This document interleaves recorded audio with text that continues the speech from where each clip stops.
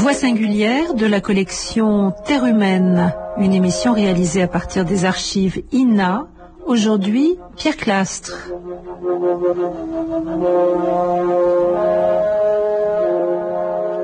En 1972, Pierre Clastres a 38 ans lorsqu'il publie dans la collection Terre humaine sa chronique des Indiens Guayakí, fruit d'un an de terrain dans la forêt du Paraguay et de plusieurs années en Amazonie.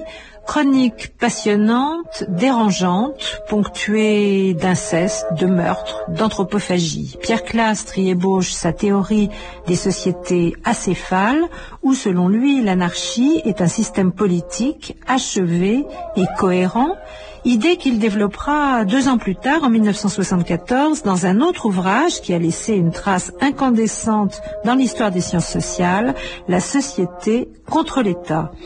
Pierre Clastres meurt accidentellement en 1977 à l'âge de 43 ans. Voici sa voix retrouvée dans les archives de l'INA et tout d'abord en juin 1976 dans Les Chemins de la Connaissance sur France Culture en compagnie de Paul Chavas. J'étais étudiant en philo, ça fait déjà un petit moment, mais la perspective d'être prof de philo dans un lycée et de répéter pendant 30, 40 ans ou plus la même chose à peu près ne me disait absolument rien. À la même époque à peu près, il se trouve que par hasard j'ai été simultanément branché sur l'ethnologie par les premiers livres de Lévi-Strauss. Ensuite que j'ai connu pas mal de représentants de la colonie latino-américaine à Paris, qui étaient soit des étudiants, plus fréquemment des peintres, des musiciens, des chanteurs, etc.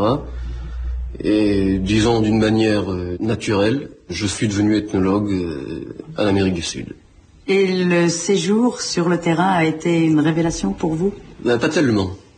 Il m'a fallu 4 ou 5 mois pour m'habituer à l'idée que j'étais chez des gens qui étaient, disons, des sauvages, quoi. Tout de suite, ça se voyait pas tellement. Je voyais des gens comme tout le monde, un petit peu, sauf qu'ils étaient tout nus, et qui ne vivaient pas de la même manière, que je ne comprenais pas encore très bien, enfin du point de vue de la langue, je veux dire. Mais il a fallu vraiment 4 ou 5 mois pour arriver à bien cerner les différences et à me rendre compte à quel point elles étaient irréductibles, absolues.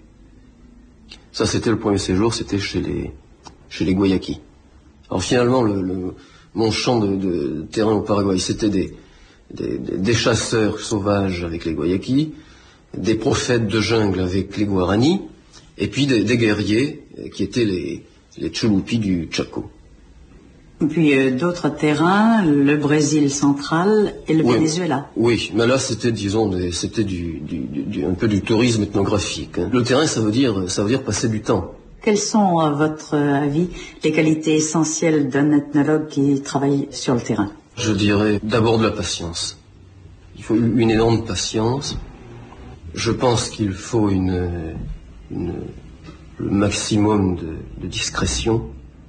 C'est-à-dire, il ne faut pas arriver et puis attraper son magnétophone ou son cahier de notes et son stylo et courir chez les gens et leur demander et commencer à leur poser des questions. Je crois qu'il faut d'abord attendre, regarder, essayer de passer inaperçu. C'est la patience, la discrétion. Et puis être attentif, naturellement. Au début, on ne comprend rien, naturellement, de ce qui se passe, quand on ne connaît pas la langue. Et alors, on ne peut pas demander, évidemment, qu'est-ce qu'il dit, ou qu'est-ce qu'il fait, ou qu'est-ce qu'elle fait. Alors, il faut noter sur le carnet, discrètement, et puis en pensant que 3 ou 4 mois après, on demandera qu'est-ce que c'était, etc. Et pourtant, j'ai l'impression qu'en ce moment, il y a en France, du moins, 2 grands courants qui marquent les ethnologues. Je suppose que vous voulez parler du structuralisme et du marxisme. C'est ça. Oui. Pour ce qui est du structuralisme, c'est une machine d'analyse qui fonctionne très bien. L'œuvre de Lévi-Strauss est là pour le prouver, dans certains champs.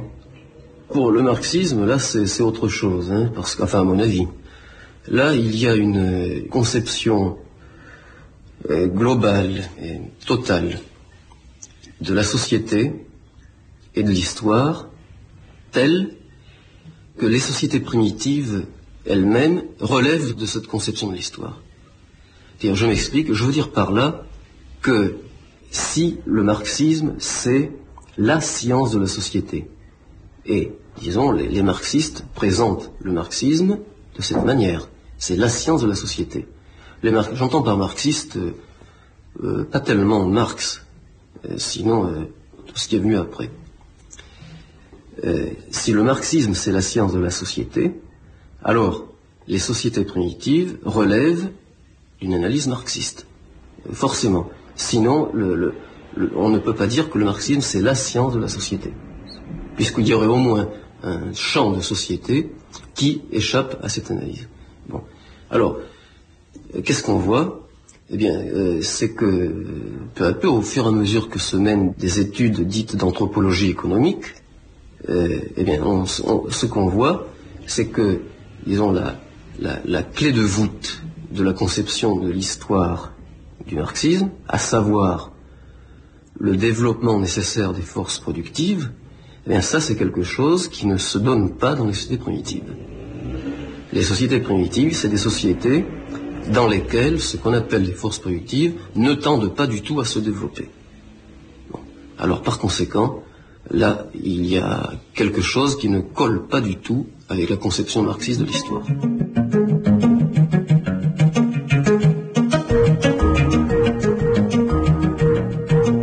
Pierre Clastres, donc en juin 1976, répondait aux questions de Paul Chavas. Nous remontons le temps. Nous nous trouvons maintenant en janvier 1967. Il est en compagnie de Jean Charbonnier pour les matinées de France Culture, Sciences et Techniques.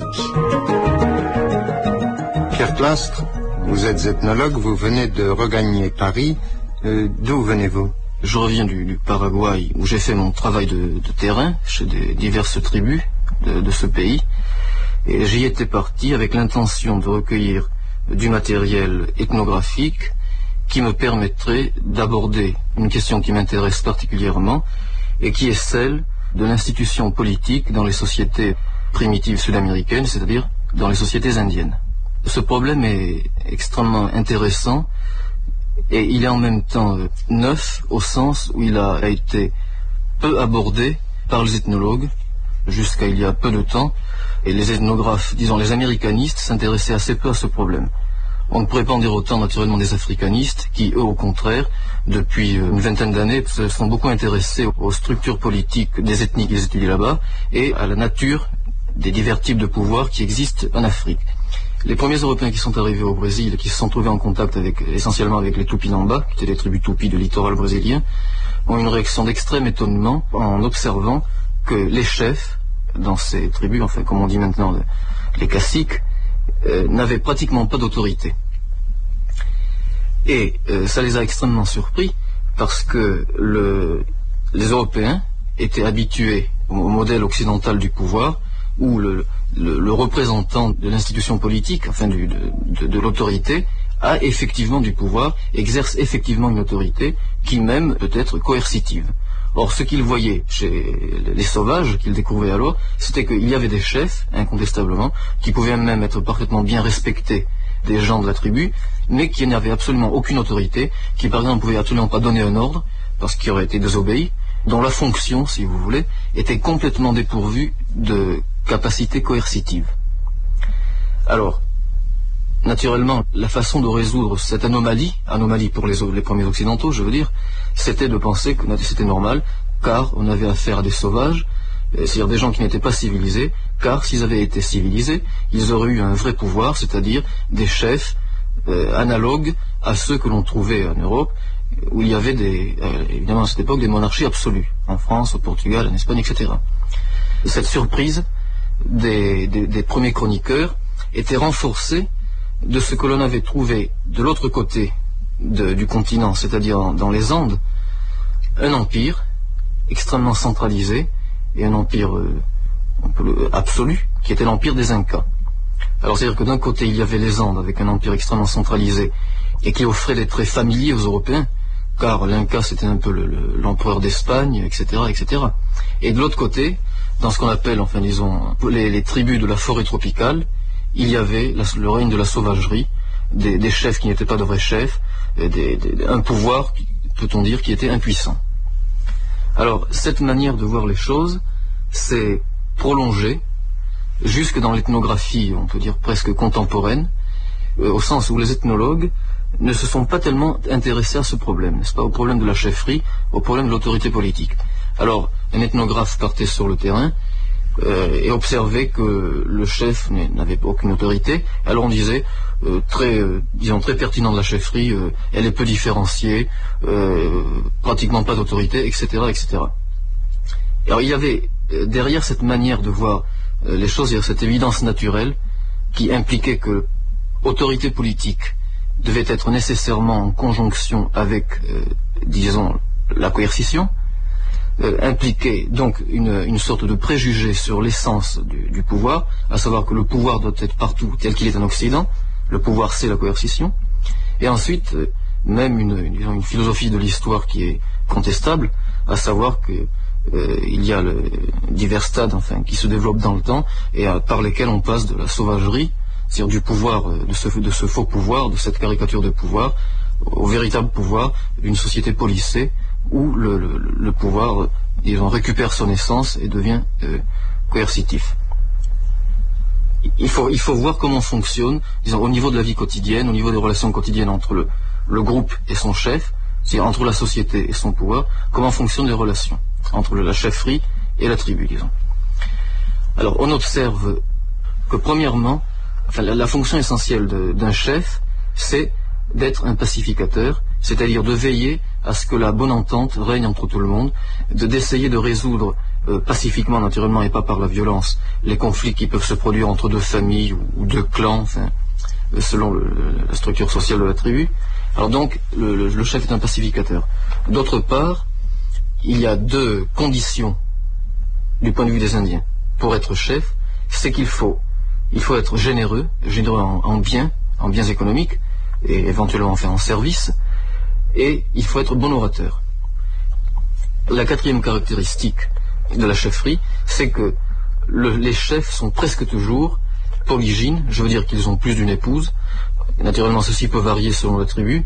Un chef peut avoir seulement 2 épouses, mais il y avait certains grands caciques qui en avaient 30, 35, et même plus. Alors donc, pour résumer, le chef est un pacificateur, il doit être généreux de ses biens, il doit être bon orateur, et il est polygyne, et il est très souvent d'ailleurs, dans beaucoup de tribus, le seul homme qui a plus d'une femme, c'est le chef. C'est un privilège. Maintenant, il me semble qu'il faut provisoirement écarter la fonction concrète, c'est qui est la pratique politique du chef, à savoir sa fonction de pacificateur, et retenir, pour suivre l'analyse, les 3 autres déterminations, à savoir la générosité, le talent oratoire et le privilège polygynique. On remarque, lorsqu'on considère ces 3 traits, on remarque qu'il nous renvoie au langage, c'est-à-dire aux mots ou aux messages, aux femmes et aux biens. C'est-à-dire les 3 principaux éléments dont la circulation définit précisément la société, l'être de la société.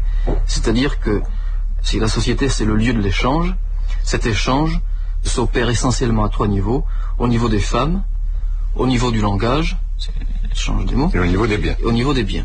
Et alors là, le chef assure la circulation au niveau des biens, il assure la circulation au niveau des mots. Non, si l'institution politique, ou la sphère du pouvoir, et la société se déterminent exactement à partir des mêmes éléments, c'est-à-dire les femmes, les biens et les messages, c'est qu'on voit qu'au niveau de l'institution politique, au niveau du chef, ces éléments sont affectés d'un signe contraire de celui qui les affecte au niveau de l'être social, c'est-à-dire que l'échange disparaît.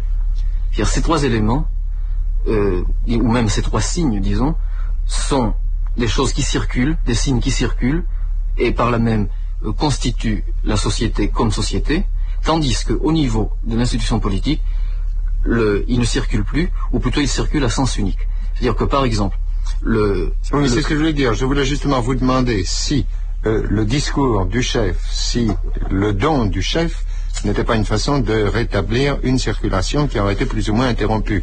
Je parle en profane. Alors qu'au contraire, en ce qui concerne les femmes, il semblait plutôt que le chef bloquait la circulation. Oui, mais justement, mais aux trois niveaux, que ce soit au niveau de la polygynie, au niveau de la générosité à laquelle il est obligé, et au niveau du talent oratoire, il n'y a pas de réciprocité. Je veux dire que, au niveau des femmes, le chef est polygyne, et souvent il les aime beaucoup, au point de pouvoir provoquer des déséquilibres dans les petits groupes, n'est-ce pas? Il reçoit des groupes, des femmes du groupe, mais lui, évidemment, est incapable d'assurer la réciprocité, c'est-à-dire de remettre en circulation, si je puis dire, dans le groupe, une quantité égale de femmes. D'autre part, lorsque le chef parle, et c'est une chose très courante chez les Indiens, que les chefs, on le reconnaît surtout, un homme qui parle, très souvent, est un chef. Alors, il doit faire un discours le matin ou le soir, ainsi qu'un discours d'ailleurs presque vide, où il dit simplement qu'il faut vivre en bonne entente, qu'il faut vivre selon la tradition et les coutumes qu'ont enseigné les ancêtres, etc., etc. Mais en échange, le groupe, disons, ne lui offre pas de discours. C'est lui qui fait des cadeaux de ses mots au groupe, et il n'en reçoit pas en échange. Et au niveau des biens, eh bien, le chef est un homme qui doit donner, c'est-à-dire qu'il n'a pas le droit de refuser une demande, et on peut dire même qu'il est très souvent, il est soumis à un pillage permanent de la part des gens de son groupe, qui ne sont absolument pas obligés de lui offrir quoi que ce soit. Alors, ce qui me paraît intéressant sur ce point, c'est que la sphère du pouvoir, ou la chefferie dans ces sociétés, apparaît comme la rupture de l'échange. Alors que l'échange, c'est l'essence même de la société. C'est-à-dire qu'il apparaîtrait que le pouvoir, la sphère du pouvoir, c'est la négation de l'échange, et en un sens, du fait que l'échange, c'est l'essence du social, le pouvoir apparaîtrait comme la négation de la société. Alors, dans cette perspective, le problème qui nous occupe en réalité, à savoir pourquoi dans ces sociétés la chefferie est-elle complètement dépourvue d'autorité, à ce niveau-là, on peut peut-être entrevoir la possibilité d'une solution. C'est que, dans la mesure où le pouvoir se définissant formellement comme la négation de l'échange, c'est-à-dire de la société elle-même en définitive, il est rejeté hors de la société elle-même, c'est-à-dire dans un espace symbolique extérieur à celui de la société. Le chef est loin de la société, n'est-ce pas?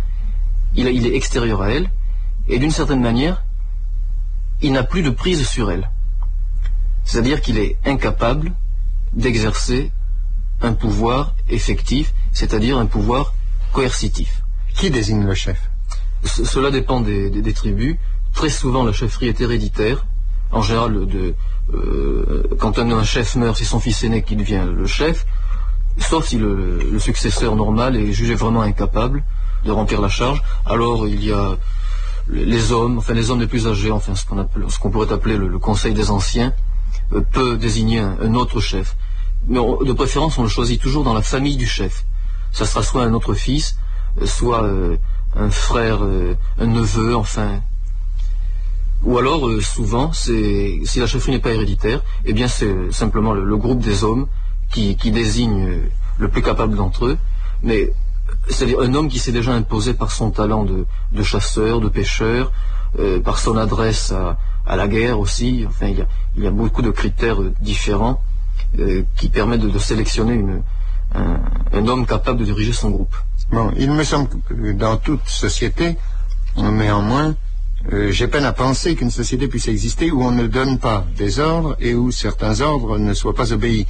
Dès que l'on met en œuvre la plus petite action collective pour la pêche, pour la chasse, dès que l'on est obligé de travailler à 3, à 4, à 5, il paraît difficile que l'initiative ne revienne pas à un individu.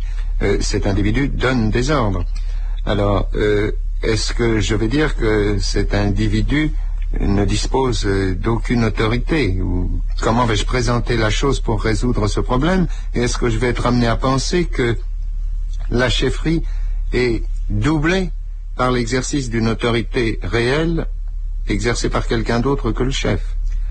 Effectivement, à partir du moment où on est plus de 2 ou 3, et qu'il faut que ces diverses personnes exercent une activité commune, on pense effectivement à une autorité un peu centralisée, enfin une petite planification. C'est-à-dire effectivement une organisation des tâches, etc.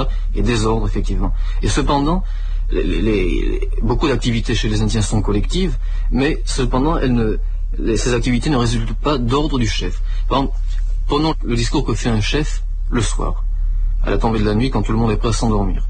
Il parle, il fait un discours long. Alors, comme je dis tout à l'heure, il évoque la nécessité de vivre selon la loi ancestrale, et ensuite il donne les tâches pour le lendemain. Il dit demain tel groupe d'hommes pourrait aller à la chasse, aux cochons sauvages par exemple, tel autre groupe pourrait aller défricher un coin de forêt pour faire les plantations de manioc ou de maïs, tel autre groupe pourrait aller à la pêche, etc. Mais en réalité, quand le chef dit demain tel groupe ira faire ceci, c'est que dans la journée, il a discrètement fait une petite enquête d'opinion publique. Il est allé voir les hommes, s'entretenant avec eux, leur demandant s'il ne conviendrait pas de faire ceci, etc. Et alors il essaie de trouver une majorité. Si plus d'hommes veulent aller à la pêche qu'à la chasse, certainement il ne va pas donner l'ordre d'aller à la chasse, parce que personne ne l'écouterait. Alors une fois qu'il sait ce que veulent faire la majorité des hommes, alors le soir, dans son discours, ou bien le matin, s'il a fait son enquête la veille au soir, le matin il dit, eh bien, aujourd'hui nous allons faire ceci, et c'est simplement, il exprime l'avis des hommes de sa tribu. Mais en dehors de la chasse, est-ce qu'il n'y a pas d'activité ou d'activité collective où quelqu'un doit exercer l'autorité, enfin prendre l'initiative et par conséquent donner des ordres? En effet, il y en a une, et c'est la seule circonstance où se manifeste une autorité du chef. Et cette activité collective, c'est la guerre. Existe-t-il des cas où une autorité quelconque se manifeste qui ne soit pas exercée par le chef? Eh bien, oui, en effet, on pourrait penser au pouvoir religieux, du point de vue du prestige dont étaient investis les hommes les plus respectés dans tel ou tel groupe. Le principal concurrent du chef politique, c'était le chaman. Et à tel point que très souvent même, il y avait une conjonction entre pouvoir religieux et pouvoir politique, c'est-à-dire que la fonction de chaman et la fonction de chef étaient exercées par le même homme. C'est-à-dire que le chef était le chaman. Ça, c'était un exemple extrêmement courant, par exemple, chez les tribus Tupi-Guarani, chez qui les plus grands chefs étaient en même temps les plus grands chamans. Mais il y avait parfois des cas de disjonction, où c'était deux hommes différents qui occupaient ces deux charges, et la littérature ethnographique montre assez souvent des cas de conflit entre les chamans et les chefs. Il faut dire que l'autorité des chefs dans les tribus indiennes est extrêmement fragile. C'est-à-dire que les Indiens abandonnent leur chef très facilement. S'il n'est pas assez généreux, par exemple, ou s'il a été maladroit par exemple, pour trouver un bon terrain de chasse, ou s'il perd un combat contre une autre tribu, par exemple, on l'abandonne très facilement. Alors, qu'est-ce qui se passe lorsque une tribu abandonne son chef? Eh bien, il l'abandonne d'ailleurs pour aller trouver immédiatement un chef meilleur. Eh bien, qu'est-ce qui se passe dans le bref intervalle de temps où les gens quittent le chef dont ils ne veulent plus pour aller en trouver un autre? Eh bien, c'est que la société disparaît littéralement. La société n'existe plus, elle se divise. Un certain nombre de familles peut aller vous trouver tel chef d'un groupe voisin, un certain nombre de familles tel autre chef, etc., etc. La société explose, elle disparaît. Ce qui pourrait signifier que pour exister comme telle, la société a besoin de la chefferie, c'est-à-dire de l'institution politique, c'est-à-dire, conformément à l'analyse du début, c'est-à-dire de son propre contraire. J'essaie de montrer que la sphère du pouvoir dans ces sociétés, c'est la négation de l'échange, c'est-à-dire de la société. Donc, il semble que la société a besoin de sa négation, c'est-à-dire le pouvoir. Et ceci on pourrait peut-être trouver de ceci une confirmation au niveau linguistique, c'est d'ailleurs, je pense, aux noms par lesquels, dans certaines langues, on désigne le chef. Il y a un nom pour désigner le chef en langue guarani qui signifie l'homme qui rassemble. Et disons, cette expérience linguistique me semble correspondre bien à ce qui se passe effectivement, c'est-à-dire que quand il n'y a pas de chef, il n'y a pas de société. Alors que le chef pour le schématiser extrêmement, alors que le chef, c'est la négation de son groupe, finalement.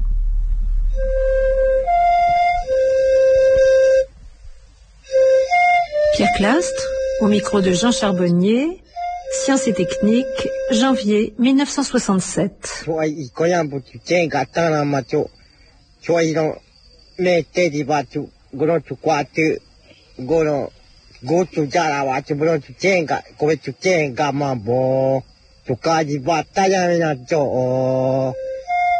retrouvons Pierre Clastre maintenant dans l'atelier de création radiophonique. Qu'est-ce que ces chefs sans pouvoir? Par Andrew Orr, Jean-Jacques Lebel, février 1975. Le soleil n'était pas encore vertical en ce jour de 1953. Paraguay. Presque tous les Atchegatu se trouvaient rassemblés, sauf quelques familles cartouchassées. État continental de l'Amérique du Sud. L'arrivée des BRU fut si soudaine que les Coatiques n'eurent même pas le temps de réagir.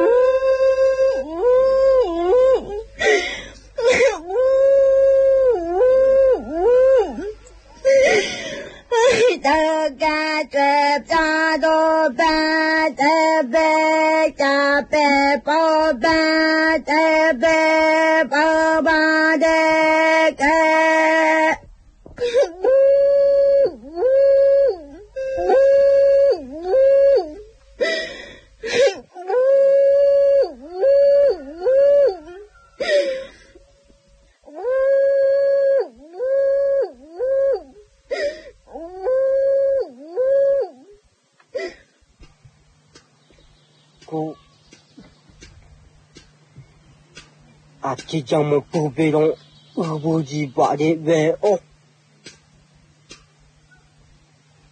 jamo pube kala mo ki bobo plena eko achechibete no achechibete dubi achejino ya no kubyo o kala no pato mo me chama o achemano jamo pubelon achechibete que bio o jamo pubelon ubuktura jive ou. Mythe des ancêtres, mythe de l'origine de l'obscurité, indien Guayaki.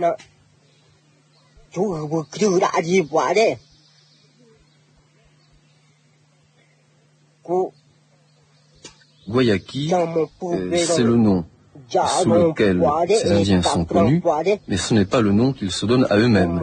Pierre Clastre. Guayaki, c'est le nom que leur donnent les Paraguayens et leurs voisins, les Indiens Guarani.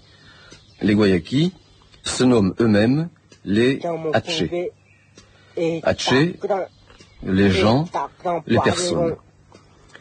Chaque société primitive, en se nommant de cette façon, les gens, les personnes, les hommes véritables, etc., considère qu'elle détient le monopole de l'humain et par conséquent que les autres hommes, c'est-à-dire les tribus voisines, sont légèrement inférieurs ou même très nettement inférieurs. Les Guayaki s'attribuent à eux-mêmes une origine souterraine. Ils sont sortis de sous la surface de la terre. Dans le mythe, ils s'assimilent à des tatous, c'est-à-dire un animal qui creusait des galeries profondes dans la terre. Ils ont grimpé le long des parois verticales de leur terrier et, arrivés à la surface, ils perdent leur condition animale et ils conquièrent la condition humaine. Simplement, ils sont sales, ils puent, ce qui nécessite un passage par l'eau. Et sitôt sortis du trou et arrivés à la surface, ils se mettent en marche, et très vite, ils rencontrent une rivière d'eau fraîche, c'est exactement ce que dit le mythe. Il faut rapprocher le mythe d'origine pour la tribu Guayaki du rite qui préside à la naissance d'un enfant. Et le bain qui suit immédiatement la naissance d'un enfant, c'est exactement la répétition concrète et pratique dans la vie quotidienne d'une séquence du mythe d'origine, la séquence où les Atché, les Guayaki, émergeant de la terre, passent par l'eau. Tout démarre en même temps. L'ordre social, c'est-à-dire les Guayaquis comme société, parce que dès lors qu'ils ne sont plus dans la terre, ils ne sont plus des animaux, ils sont des gens, donc ils fonctionnent comme société. Et qu'est-ce qui démarre en même temps? C'est le monde, le cosmos. Et mythe d'origine de l'obscurité, qu'est-ce que ça veut dire? Ça veut dire qu'il n'y a pas de succession du jour et de la nuit. Or, le monde ne peut pas vivre sans la succession normale du jour et de la nuit, et des saisons, et du mouvement du soleil. Alors, le mythe d'origine de l'obscurité, ils sont donc sortis de la terre, et peu de temps après, un homme s'en va à la chasse avec un de ses fils. Et un fils qui n'est pas initié, c'est-à-dire qui n'a pas encore été reconnu comme adulte. Dans la forêt, il voit une énorme marmite en terre. Et le père dit au garçon que surtout ne touche pas à cette marmite parce que c'est la marmite de Bayon. Bayon, c'est un personnage mythologique. Naturellement, le garçon, le fait qu'il soit un enfant est bien marqué par le fait qu'on dit qu'il n'est pas initié. C'est-à-dire il n'a pas encore eu la lèvre inférieure percée. Naturellement, la première chose qu'il fait, c'est d'attraper un bâton, de frapper sur la marmite, et alors l'histoire du monde commence, parce qu'en fait, dans cette marmite, il y avait la nuit, il y avait l'obscurité. Alors, à un moment originaire de jour éternel, succède, par la faute du garçon, un moment qui pourrait être de nuit éternelle. Jour éternel, nuit éternelle. Alors, pour rétablir, non pas le retour au jour éternel, parce que les hommes n'en veulent pas, eux ils veulent, et du jour et de la nuit, il y a un rituel à faire, et c'est ce que fait, raconte le mythe, le père du gamin. Il le prend de la cire d'abeille, il la fait brûler, et la fumée de la cire d'abeille dissipe la nuit, et le jour réapparaît, et à partir de ce moment-là, il y a le jour et la nuit, et les saisons qui se succèdent, donc une vie humaine devient possible.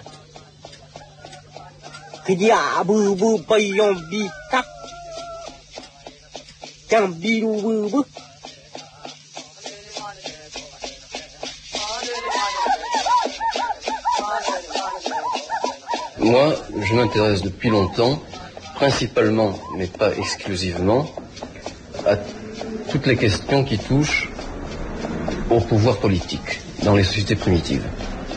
Et ça s'appelle, dans le jargon des ethnologues, l'anthropologie politique. Je suis parti en janvier 63 au Paraguay, chez les Indiens Guayaquis. Avant même cela, j'étais intrigué et même fasciné par cette question du pouvoir politique, c'est-à-dire la question de la chefferie dans les sociétés primitives. D'une part, il y a des chefs, et d'autre part, ils n'ont aucun pouvoir. Alors la question, le mystère, c'était qu'est-ce que c'est que ces chefs qui sont sans pouvoir? Bon, là-dessus, je suis parti en Amérique du Sud, j'y ai passé en tout plusieurs années, dans des sociétés différentes. J'ai passé un an, disons janvier 63, décembre 63, chez les Indiens Guayaquis, au Paraguay. C'était une tribu de nomades, des chasseurs-collecteurs, des gens de forêt. En 65, j'ai passé 6 mois dans la même région, mais chez des gens très différents qui sont les Indiens Guarani, qui eux se distinguent tout spécialement par la profondeur de leur métaphysique religieuse. En 66, j'ai passé 6 mois, toujours au Paraguay, mais dans la région qu'on appelle le Chaco, dans une tribu qui s'appelle les Chulupis, qui, alors eux, présentaient comme marque spécialement d'être des guerriers. Avant la découverte de l'Amérique, la guerre se passait entre eux, et puis peu à peu, à partir du XVIIe siècle, les tribus de cette région, elles ont guerroyé principalement contre les Espagnols et contre les Portugais. Ces tribus ont mené le même genre de guerre que, par exemple, les Indiens d'Amérique du Nord, contre les Blancs, contre l'armée américaine.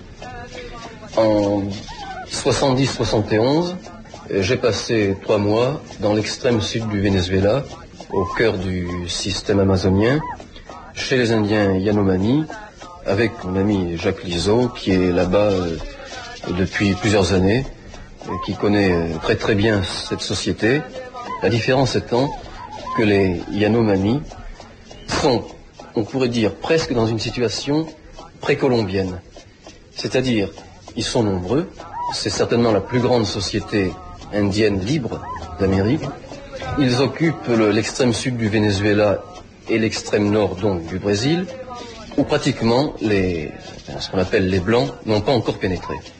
La plus grande partie des groupes Yanomami sont à peu près autonomes et indépendants par rapport à cette très légère frange du monde blanc qui est représentée par les missionnaires.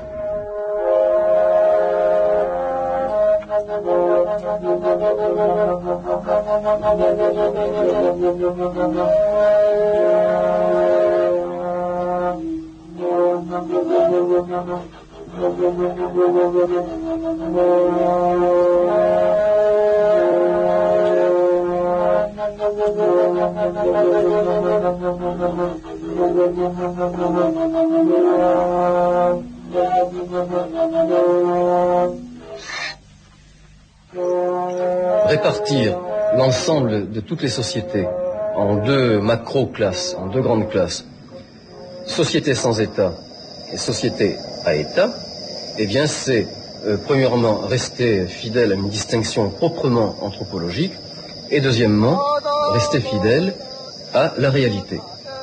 Il n'existe que 2 sortes de sociétés, les sociétés primitives, c'est-à-dire les sociétés sans État, et toutes les autres.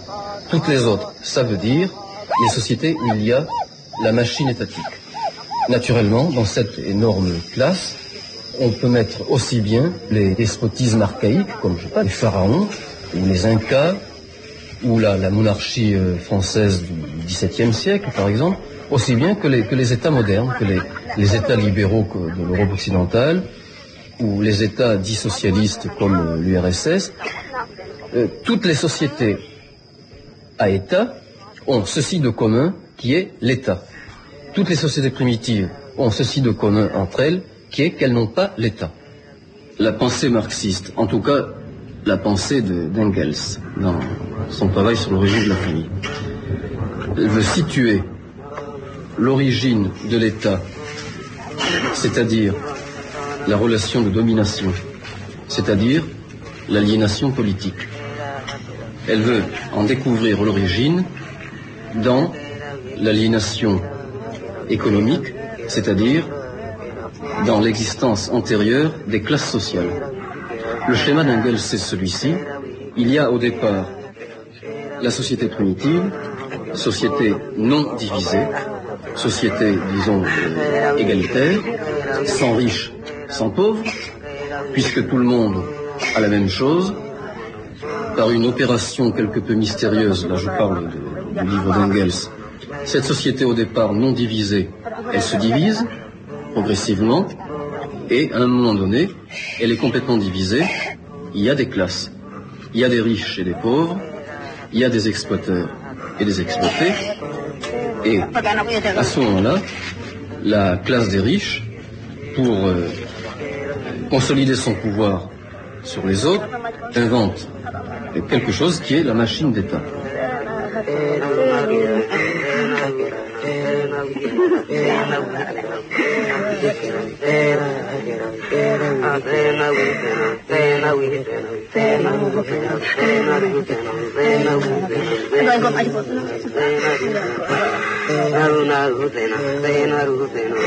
Il y a, chez Engels en tout cas, une conception instrumentale de l'État. L'État, c'est l'instrument de domination de la classe dominante sur les classes dominées. À partir de l'ethnologie, et à partir de la recherche et de la réflexion sur les sociétés primitives, c'est-à-dire sur les sociétés sans État, c'est pas les classes qui déterminent l'apparition de l'État, c'est à partir du moment où il y a aliénation politique, c'est-à-dire relation de commandement-obéissance, car la substance de l'État, finalement, c'est ça. C'est à partir de ce moment-là que ceux qui détiennent le pouvoir peuvent inventer le travail aliéné. Car il est bien évident qu'un pouvoir qui ne s'exerce pas, ce n'est pas un pouvoir. Le pouvoir, il existe en tant qu'il s'exerce. Par conséquent, que vont faire ceux qui détiennent le pouvoir? Ils vont démontrer qu'ils détiennent le pouvoir. Et comment font-ils pour le démontrer? C'est l'obligation de payer le tribut.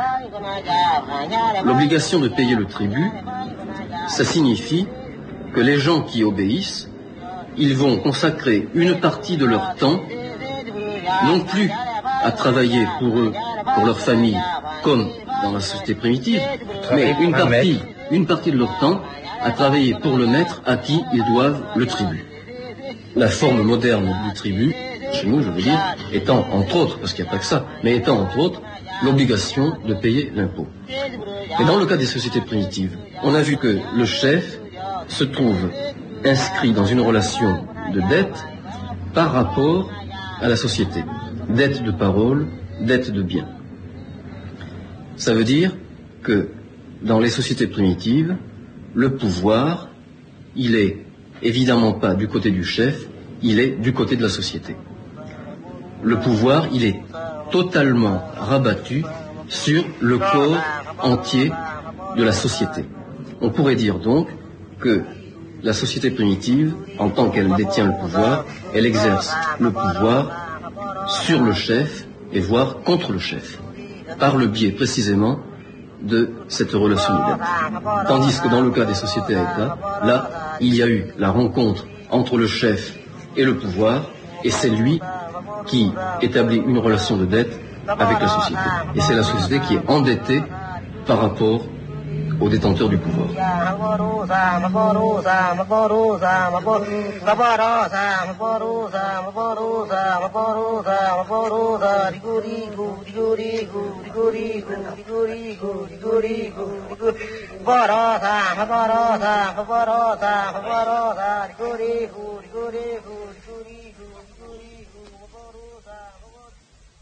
Dans la société primitive en général, il n'y a pas de raison pour qu'il y ait un développement de ce qu'on appelle les forces productives.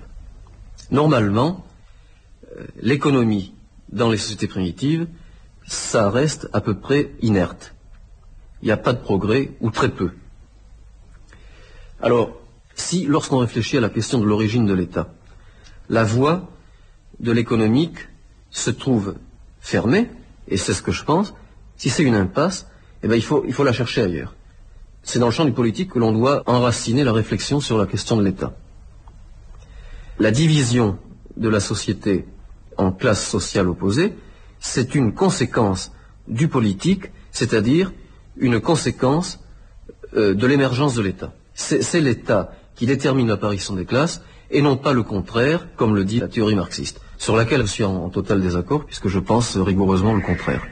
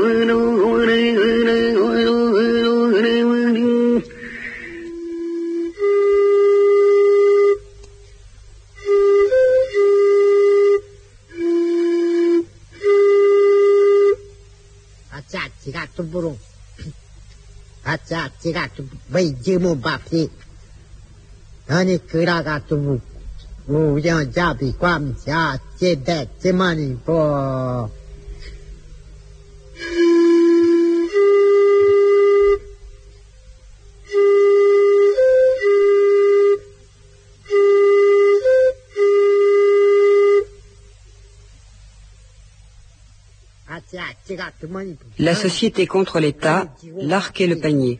Les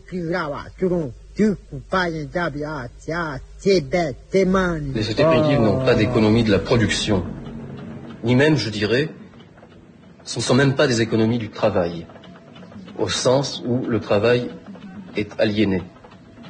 Eh bien, l'énergie libidinale, elle est libre, elle est disponible pour toute autre chose que le travail. Alors ça peut être la guerre, ça peut être la fête, ça peut être l'activité sexuelle. Elle est disponible pour un tas de choses. On est en train de parler des Yanomami, on pourrait dire rigoureusement la même chose des Guayakis, de n'importe quelle société primitive. En effet, la question de l'économie, en son sens le plus général, elle est décisive. C'est vrai que lorsque on n'a pas besoin de se consacrer 8 heures par jour et 365 jours par an à travailler, eh bien, il y a une quantité fabuleuse d'énergie qui est libre. Ce qui frappe lorsqu'on est dans un village indien, par exemple, c'est de voir le temps énorme que les gens passent allongés dans leur hamac, à ne rien faire, à rêvasser, à dormir, à être. Oui, à rêver. On disait avant, avec le vocabulaire raciste et colonialiste, travailler comme un nègre. Là-bas, on dit feignant comme un Indien. C'est exact, les Indiens n'aiment pas le travail. Mais ça tient évidemment au fait d'abord que le travail en lui-même n'est pas aimable, donc on ne peut pas tellement s'étonner de ce qu'ils ne l'aiment pas, bien entendu. Et deuxièmement, ils n'en ont pas besoin. Je veux dire qu'avec un minimum d'activité quotidienne, la subsistance de la société, de la communauté est assurée. C'est impensable qu'il y ait, disons, des parasites qui vivent du travail des autres. Mais il ne faut pas hésiter à dire que c'est des sociétés sans travail. Il n'y a pas de travail non aliéné. On peut reprendre ce que dit Hegel à propos du travail. Le travail est aliéné. Alors, comment peut-on donc nommer ce que font les primitifs pour vivre? C'est-à-dire chasser, cueillir, pêcher, mais pas seulement ça. En Amérique du Sud, par exemple, l'immense majorité des sociétés indiennes, des sauvages de forêt, des gens à plumes, des gens qui sont connus, on imagine toujours que société primitive, monde sauvage, etc., ça veut dire chasseurs nomades, mais pas du tout. La plupart, c'était des agriculteurs sédentaires. Ils pratiquent l'agriculture sur le brûlis, en brûlant un morceau de forêt. Ce sont généralement des cultivateurs de manioc, de maïs, de bananes, et puis de tabac, de coton, etc. Donc il y a une activité, mais cette activité, c'est pas du travail. La grande différence entre les sociétés primitives et les autres, c'est qu'il y a beaucoup de gens qui travaillent pour d'autres. Comme esclaves salariés des autres. Par exemple. Tandis que ça n'existe pas dans la société primitive. Autrement dit, il n'y a pas de classe sociale. Donc bien entendu, il n'y a pas de classe sociale. Il n'y a pas de dominant et de dominé. Il n'y a pas de dominant et de dominé. C'est ça qui caractérise, d'après toi, les sociétés dites primitives. Exactement, et là on peut s'en tenir tout simplement à une distinction qui est interne à l'ethnologie elle-même, c'est-à-dire les sociétés primitives, eh bien on les appelle les sociétés sans État.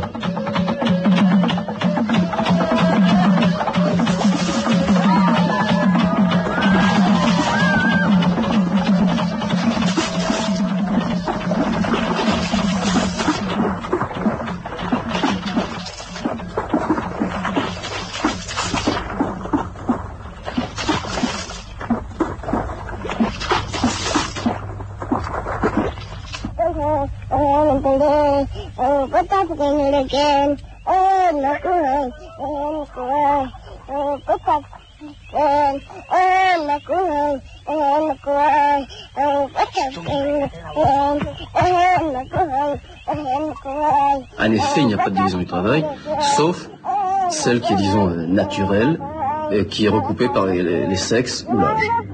Si on prend le cas d'une société de chasseurs-collecteurs nomades, eh bien, c'est pas les femmes qui chassent, c'est les hommes.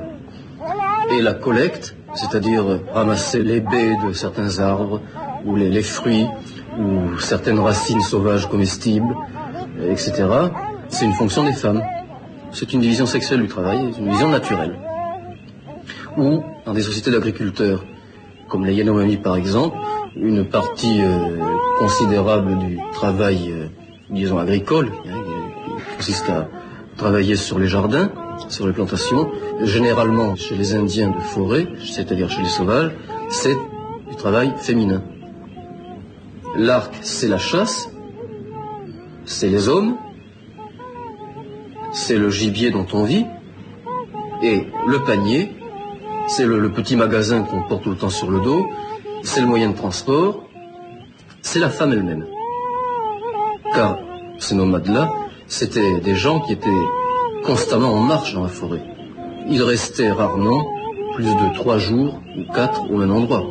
Donc, il faut transporter tous les biens de la famille. Eh bien, là on a un cas de division sexuelle du travail. L'homme il marche avec seulement son arc et ses flèches pour être prêt à toute éventualité, c'est-à-dire tuer un gibier s'il le voit, et la femme elle est derrière avec tous les biens de la famille dans son panier. Elle porte. Dans la société primitive en général, il n'y a pas de spécialistes, c'est-à-dire il n'y a pas de division du travail. Pourquoi? Tout simplement parce que dans une société primitive, tout le monde sait tout faire. Et personne ne dépend de son voisin pour faire quelque chose. Par exemple, un homme n'a pas besoin de son voisin pour savoir faire un arc, ou des flèches, ou une sarbacane, ou une massue, selon ce que les hommes utilisent. Les garçons apprennent avec leur père à remplir les tâches masculines, par exemple fabriquer les armes, et de la même manière, les petites filles apprennent avec leur mère à remplir les tâches féminines. Entre autres, fabriquer les paniers ou les hôtes de portage. S'ils cultivent le coton, par exemple chez les Yanomami, il faut savoir le filer. Disons, un jeune homme ou une jeune fille arrivant à l'âge adulte, eh bien pratiquement, il sait faire tout ce qu'il aura besoin de faire dans sa vie d'adulte, et il ne dépend de personne pour rien. Et de la même manière, la communauté elle-même est complètement autosuffisante par rapport aux autres communautés. De la même manière qu'à l'intérieur de la communauté, il ne peut pas y avoir de hiérarchie fondée sur le savoir, sur la division du travail. De la même manière, il ne peut pas y avoir de hiérarchie entre les communautés, parce que chaque communauté est autosuffisante.